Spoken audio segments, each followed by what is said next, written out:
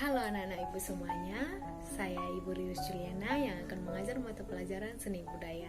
Nah, pertemuan kali ini kita akan belajar tentang menggambar flora, fauna, dan alam benda. Adapun tujuan pembelajaran yang akan dicapai pada pertemuan ini yaitu kalian diharapkan mampu menjelaskan pengertian dari menggambar. Yang kedua, kalian diharapkan mampu mengidentifikasi kekayaan dan keunikan flora, fauna, dan alam benda di Indonesia. Yang ketiga, kalian diharapkan mampu mendeskripsikan keunikan flora, fauna, dan alam benda di Indonesia. Dan yang terakhir, kalian diharapkan mampu menggambar flora, fauna, dan alam benda. Berbicara mengenai menggambar, tentunya anak-anak ibu semuanya pernah menggambar di kelas 6 bukan? Nah, tentu pernah ya.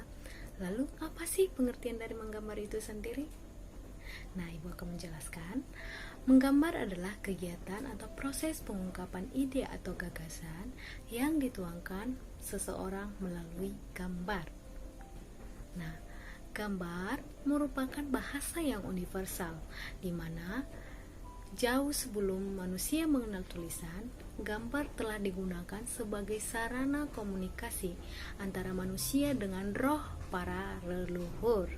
Selain itu, menggambar juga dapat diartikan sebagai kegiatan meniru barang, orang, hewan, tumbuhan, dan benda-benda di sekitar dengan menggunakan coretan pensil atau alat yang lainnya pada sebuah media dua dimensi, yaitu kertas gambar. Menggambar membutuhkan objek yang akan kita tirukan pada media kertas gambar kita. Nah, apa saja sih yang dapat kita jadikan sebagai objek menggambar? Kekayaan flora, fauna, dan alam benda di sekitar kita dapat kita jadikan sebagai objek menggambar. Nah, objek gambar terdiri dari flora, fauna, dan alam benda. Flora merupakan segala jenis tumbuh-tumbuhan. Contohnya, bunga mawar, bunga melati, bunga kamboja, bunga anggrek, dan lain sebagainya. Setiap bagian dari tumbuh-tumbuhan dapat kita jadikan sebagai objek gambar. Contohnya, kelopak bunga, daun, batang, ranting, dan lain sebagainya. Nah, yang kedua ada fauna. Fauna adalah segala jenis hewan, baik yang hidup di udara, di darat, dan di laut. Contohnya, burung, gajah, dan ikan. Objek menggambar yang ketiga adalah alam benda.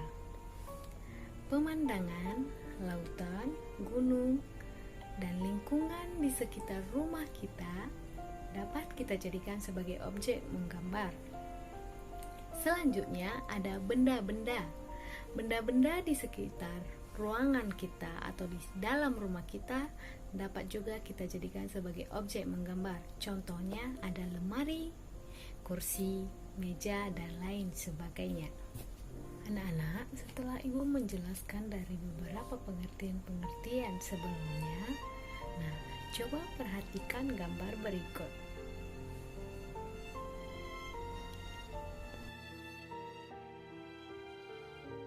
Setelah kamu memperhatikan dari beberapa gambar yang telah ibu tampilkan, sekarang jawablah pertanyaan berikut ini. 1. Jelaskan perbedaan dari kedua gambar flora di atas. 2. Jelaskan perbedaan dari kedua gambar fauna di atas. 3. Jelaskan perbedaan dari kedua gambar alam benda di atas. Setelah kalian menjawab ketiga pertanyaan tersebut, kemudian buatlah tabel seperti berikut.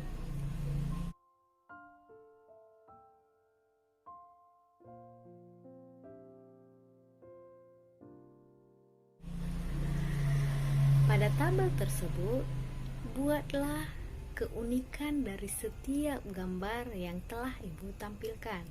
Contohnya, keunikan dari gambar nomor 1.